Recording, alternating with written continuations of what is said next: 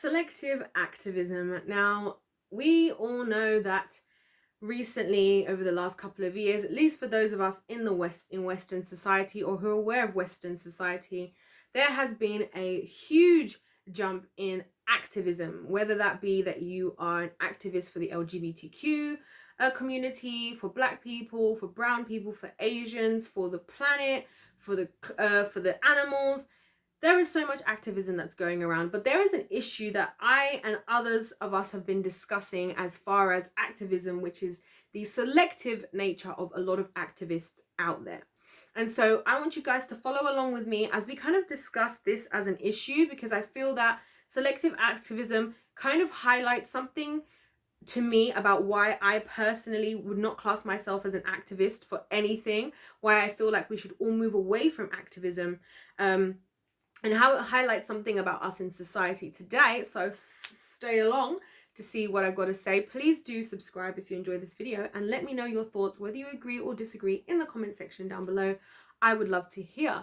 So selective activism, right? Selective activism, for an example, if you're not really sure what that could be, selective activism in a certain case, or I'll give the example of the thing that kind of sparked all of this, right? We were talking in one of my other videos about a certain person who was accused of blackfishing, and a lot of us have been discussing how it's interesting that a lot of people who talk about things like blackfishing will call out one person who quote unquote blackfishes and not somebody else who may be presenting the exact same offenses that the initial person is showing.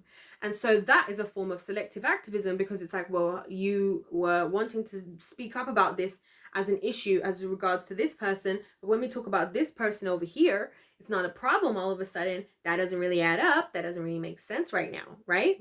And that's what we're going to be talking about. And so I see that in a lot of areas. And I'll say this. I think that at the end of the day, what people should just do is just support what you can support by your own means, in your own resources, and in your own circles around you.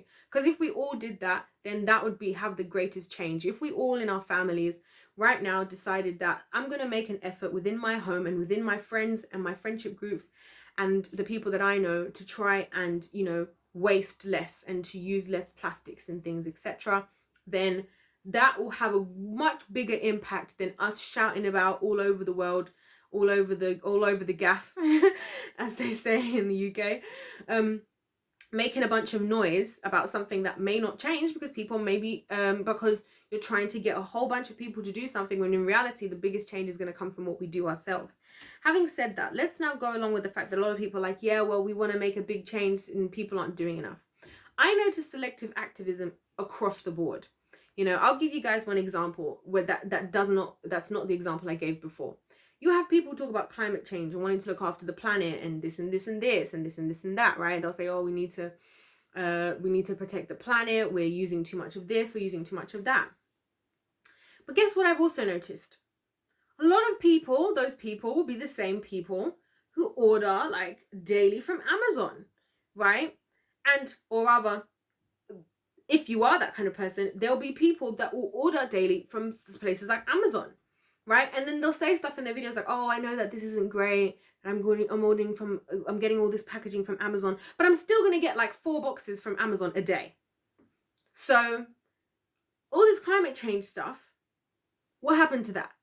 Because if you were that serious, and by the way, my message right now is not a message of condemnation. I'm not condemning anybody. I'm just calling things out so that we can all have a more realistic viewpoint of what we actually fight for and what we actually care about, and be logical about it, and a bit less like in our feelings, you know. So a lot of people will be supporting of climate change, but will be ordering from Amazon, you know, every day and getting in 4 boxes. And we all know that Amazon, they're not very like good, even trying to put the maximum things in the least amount of packaging. I've got boxes from Amazon sometimes, and I get a box like this big, right, with like something like this small inside, and it's like, what was the point in that? Why am I pointing that out? Because if you are so deeply into your activism, you should be upset about that. You should be calling that out, right? I hear people who talk about, like, you know, the blackfishing thing. If you're so upset about blackfishing, you should be calling. You shouldn't be okay with, if this is how you're going to treat one person blackfishing, that's how you should treat anybody else blackfishing, right? Why the selective activism, right? So it's like, if you're going to fight for your rights as an LGBTQ plus member, then you also should be fighting for the rights of the non-LGBTQ plus members. You can't take one without the other, right? And so this is the problem I feel like we have today in society, where we select our activism. And I'll tell you why I believe that exists. It's because we as people ultimately are selfish. That's what it is. A lot of people, if you think about it like this, right? Even the things that people support, the activists that they're a part of, it's usually something that's a very selfish, what do you call it? What's the word? Movement, right? Because even when it comes to people like, for example, let's talk about the vegan community. And by the way, I have no issues with any of these communities. I think it's good that we're paying more attention to our effect of what we're doing, and we're making sure to give everybody fair opportunities and justice. So I'm not against that. I'm against us having this inflated, false sense of doing a lot more than we actually can do, and then we actually think we're doing, and for reasons that are not as true, as pure, as lovely and good as we think they are, right? So when it comes to the vegan community, right, for example, a lot of vegan people will say stuff like, oh, it's very easy to go vegan, blah blah blah blah. A lot of those people who go vegan were not really into were not really into meat in the beginning. They weren't really into animal-based products. So becoming a vegan, it's not a big jump. If it was already not that big of a jump for you, that's not some big huge noble thing. And I don't mean that in a rude way, because it's still good that people are cutting back on, you know, meat consumption and stuff like that. I still believe that. I'm personally a meat eater, but I still think that the way that people eat meat in this day and age is problematic, right? But anyway, just because you jumped to there, it's not that you've done something noble. You found something. It's like, I feel like it's almost like nowadays people could, it's almost like this. It's almost like we've all gone through this book of like social activism things that we can be a part of, and then we pick the one that is most relevant to us, right? So if I'm a black person, I'm going to pick the black one.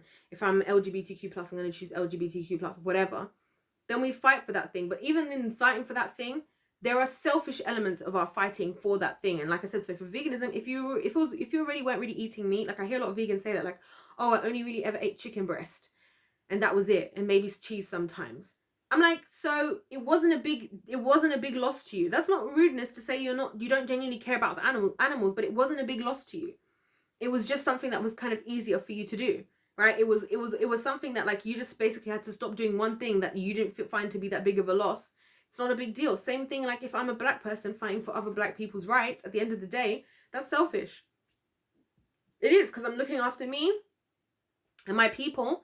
If I was this lovely, good so-and-so, I would be going and trying to fight for somebody else. You know, that would be the real loving, kind, whatever thing to do. Would be like, you know what? Instead of fighting for myself, I'm going to go fight for the Asian community instead. You know, and see how I can help over there. Which, honestly, if there was going to be a way of activism helping, it would be more stuff like that, in my opinion, of people who don't necessarily factor into that area, going and helping those other people. But I find that a lot of this just comes down to selfishness and what we want for ourselves, and we just want to be able to do what we want to do, right? And we do what's a lot of activism today is just going along with the crowd. That's why I think there's a lot of selective activism that's just going along with the crowd, saying what everybody's saying. That's why when you have a lot of people who say the unpopular opinion or go against what everybody else is saying, people get upset, but they don't think about the fact that, like, actually, what I'm saying doesn't make sense. Like, somebody said this to me in one of my videos the other day that I did about Camila Cabello, right? And they were like, and I shared a story in there about a situation I felt in where I felt like I was experiencing something negative based on my race and what people associate with my race, right? And somebody in the comments said, they were like, well, and it was to do with one of my teachers at school or whatever. And I was saying, and somebody said to me, like, well, wouldn't you hate it wouldn't you be upset if somebody was to get your teacher to make a video to hear their perspective and focus on their perspective? And I was like, no, that would be great, because then I could understand where they were coming from. And it wouldn't just be about me and my feelings. It would be about the actual truth and the actual best thing to do here. You know what I mean? It's not just about me. It's because looking at things from a selfish perspective of just like it has to be what I think it is the problematic thing with selective activism. That's why you have some people who speak up on certain things and other things we don't talk about. You know why we don't talk about other things? Because we don't want to upset those people. So you're wanting to maybe look after yourself or do whatever's going to benefit you by not speaking up about somebody else doing something. Like, let's say in the blackfishing of the blackfishing example, you're not speaking up about somebody else blackfishing, right? it's either that you didn't notice, which for me, I can't believe you wouldn't have noticed because you were so vocal and loud about somebody else, right? Or you didn't want to speak up for some reason. And so if you're not speaking up for that person, but you're speaking up for, you're not speaking up for that person, but you will speak up for somebody else, then you're picking and choosing what you're going to speak up about. Then you're being selfish. And the only thing that can be happening there is that your selfish reasons. It could be you don't want to upset maybe your music label, you don't want to upset your fans, you don't want to upset this, so you care more about something to do with you. Because if you really were that about that, you'd be calling everybody out. And that's why with this blackfishing, cultural appropriation stuff, I don't even want to get involved in any of that. I can't be bothered to be fighting against all of that stuff. I'll just create opportunities for black people myself and all the other groups, and support all the groups that I care about. I'll do that in my own time, in my own way, without calling myself an activist, right? Because if we are want to call that stuff out, then I want to hear everybody calling out people like the Kardashians first. Let's hear that. Let's hear us calling out people like that first before we start calling out other people. And do you know why I'm saying all of this? Because a lot of the times when people are going against someone and people are getting upset, it's a different area of them that's really bothered. I find this with the LGBTQ plus as well, community as well. Now, a lot of the LGBTQ plus community will come against, say, like the Christian community, and it won't be because their lack of actual rights, because there are a lot more rights nowadays for LGBTQ plus people. They'll be trying to shut down like Christian people, and it could be because they had a few people in their life who were Christian who hurt them. And I hear that a lot. I heard that with Lil Nas. So it's like, so what you're doing is actually about you, because there are other LGBTQ plus people who didn't have that experience, right? They're not going out of their way to try and fight against whatever, right? Because they actually had a good experience maybe with the church people. This is just an example that I've seen, right? And I see time and time again. People say, oh yeah, we need to go against this and we need to go against the church. I'm like, why do you need to talk about the church if your thing is just about fighting for rights for yourself? Just talk about fighting for rights for yourself. With me, when if I need to fight for anything for myself, guys, I'm just going to fight for me. I don't need to then put somebody else down as a result, you know? And that's why even I have issue with some of this blackfishing stuff and all this stuff. It's like, if you have an issue with somebody else, just speak up on that issue. If you have an issue about something that needs helping, just focus on that. If the issue is there's not enough black artists out there, then focus on that rather than trying to nitpick at somebody else about something you're being selective about in the first place. Just focus on the fact that you want more rights for, or more opportunities for black people, and then maybe go and start talking to record labels, especially people that have got platforms. You know, it's the same thing, because we're being selective. That's why I even use the LGBTQ plus example, because you're saying you're fighting for equal rights, for the rights everybody else has. You're not. If you're fighting for your rights while taking away somebody else's rights, you're being a selective activist. And you're being a hypocrite as well, because you're doing the very thing that you had a problem with, right? You're doing the very thing you had a problem with. It'd be different if people were trying to stop you from doing what you're doing. And this is the problem that I have, because a lot of people in society today who are maybe not so deep into activism, like people like myself, for example, I'm just fighting for everybody to have the right to do what they want to do, for the most part, right? For the most part, so that you can do what you want. Because I personally believe that we as human beings, for the most part, do not have the authority nor the intelligence, the knowledge, the wisdom, all of those things to rightly decide what group gets what and how, right? Everybody's going to be different. Everybody wants different things. God gave us all free will. So my thing is like, look, as long as what you're doing isn't affecting what I'm doing, as long as what I'm doing isn't affecting what you're doing, of course there's going to have to be certain lines that are going to be difficult, and certain things that you might want that you might not be able to get, i.e. if you're a vegan, you probably don't expect that the whole world is going to go vegan. That might be too far. One thing that you can understand as a vegan person is, okay, maybe we can try to aim to just lower the meat consumption, improve, you know, how animals are being taken care of in general, and then the people who are vegan will reduce the numbers. That's just an example, right? If you're a member of the LGBTQ plus, I don't think it's fair to go and expect somebody else to change their viewpoints because of how you want to live your life. But I also believe you're entitled to live by your own viewpoint. And I'm talking about these all groups separately, like detached, as if they're detached from myself, because I'm talking about this I'm trying to talk about this from more of a separate, like a detached perspective, as opposed to it being me. But I just noticed that with a lot of this activism, it's just selective. Whatever is important to you, most people's thing that they're being activists about is the thing that affects them, and it's like that thing then becomes the whole thing of their identity. And the reason why I feel like that is a problem is because it just shows that people a lot of the time are just hurt by something. And because they're hurt by something that they're not actually addressing, they're presenting it as a form of activism, when in reality it's a form of hurt. Then what they're doing from a place of hurt. And this is why you find a lot of debates even amongst communities themselves, because people have different experiences within that community. You know, people have can have way different experiences within that community. And so when you're having different people trying to fight for the same thing, right, it can be difficult even amongst yourselves, because one of you has been offended by this other community, one of you hasn't, right? And like I said, if this was really about this noble thing of doing something for somebody else, then realistically, we should even be fighting for somebody else who we don't relate to. But it goes back to what I always say. And I don't necessarily think it's a completely bad thing, but it's that we as human beings, we ultimately just care about ourselves.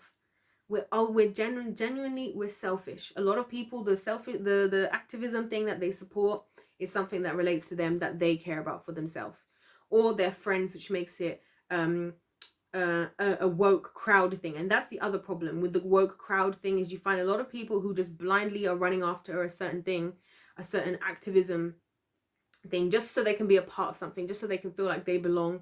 Which I don't think it's wrong to want to feel like you belong. That's not the problem. The problem is when you are talking about something, a very serious issue that affects people, and you're supporting it purely just to go along with the group. Or as some people do. I think some people nowadays are just doing it just to be hateful, just as a cover-up sometimes of their actual jealousy. I think a lot of racism in the world today is actually a cover-up for jealousy. A lot of racist behavior, you know, whether it's one way or the other. Like, people might see a certain race and they're jealous of this particular thing about a certain race, so they might make fun of them about it, right? If there's a certain characteristic about them that's well known, that they're particularly good at this thing, or they're particularly whatever, you want to now be hatred towards that. And so even in your activism, if that's where your activism is coming from, and that's why I think if a lot of people did healing, honestly, I think if a lot of people did a lot more actual healing, not this weird healing of today where it's like, I'm going through healing and self-love, and it's like you look more depressed than before, like, in my opinion, a lot of them, right? I'm talking about the real deep healing where you get to the bottom, the crux of the wound. And I personally believe real healing you can only do with God, right?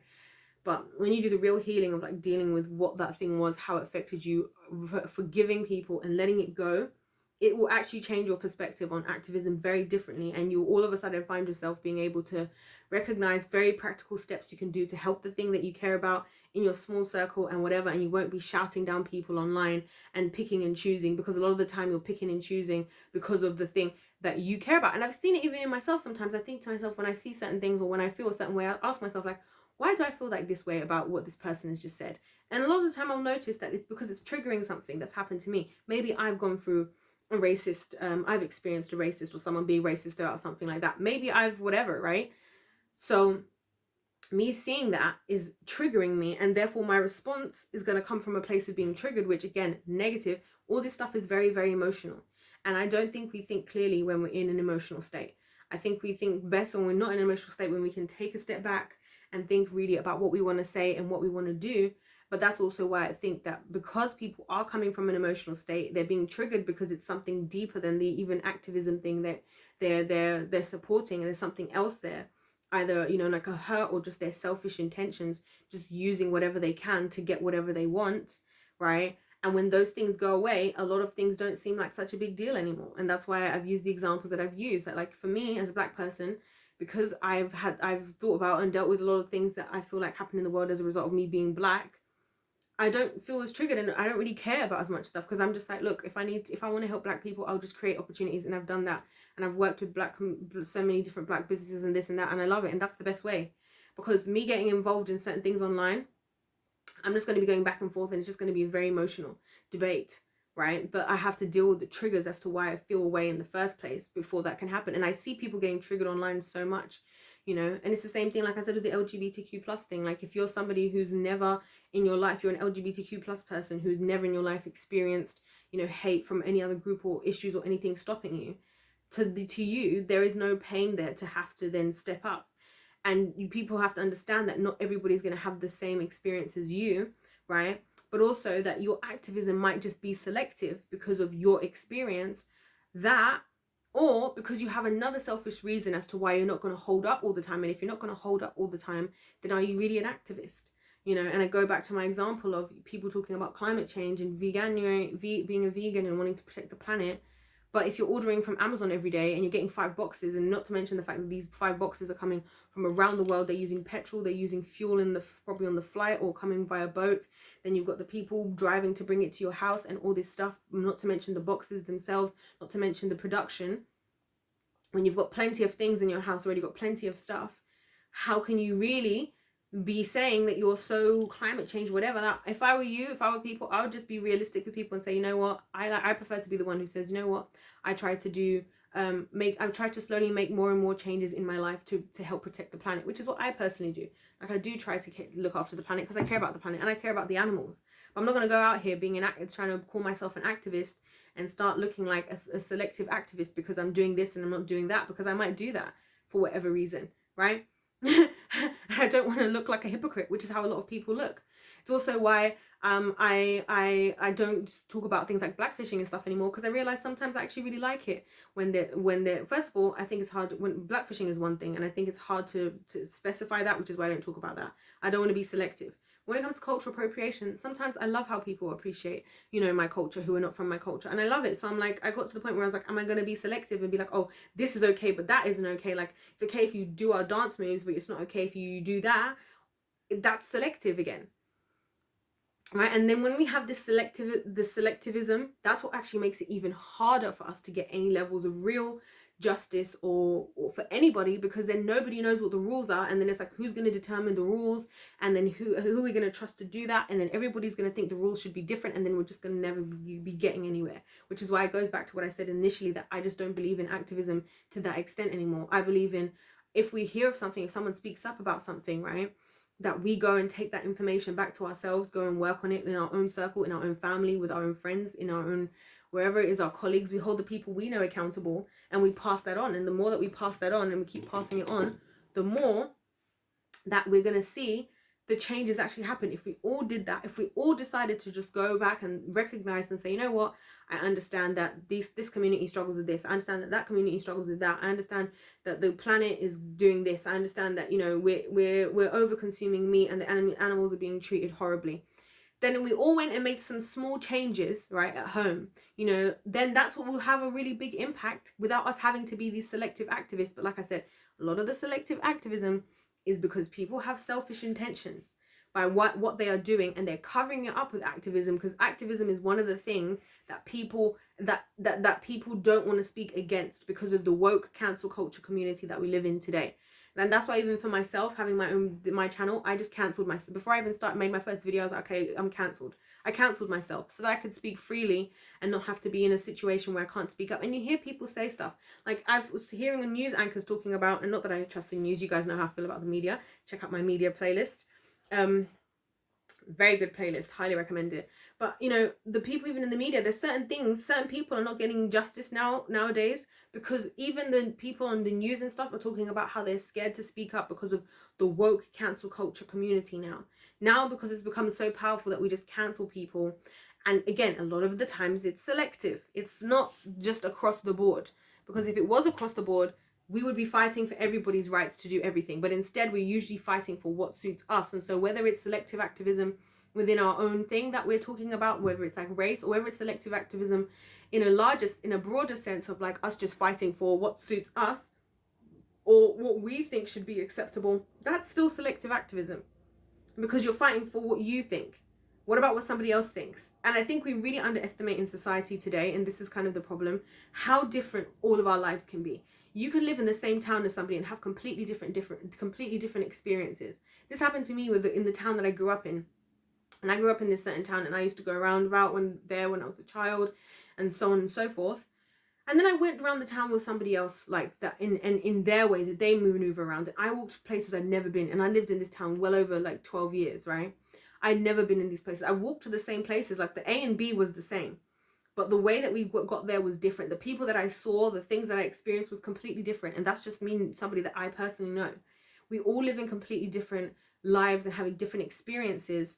And so that's why, again, with the activism thing, it is very selective, because usually it's just going along with whatever is the popular narrative in a particular group. And let's not forget as well, like, people talk about stuff like certain things. A lot of stuff is just affecting us in the Western world, you know, like if you go to the rest of the world, they'll be looking at us like, Really? Like, your problems ain't half as bad. That's one of the reasons why for me as a black person, I can't complain and start saying that I feel however I feel as a black person in the Western society, because I know black people in, you know, other societies in other countries who have it way worse.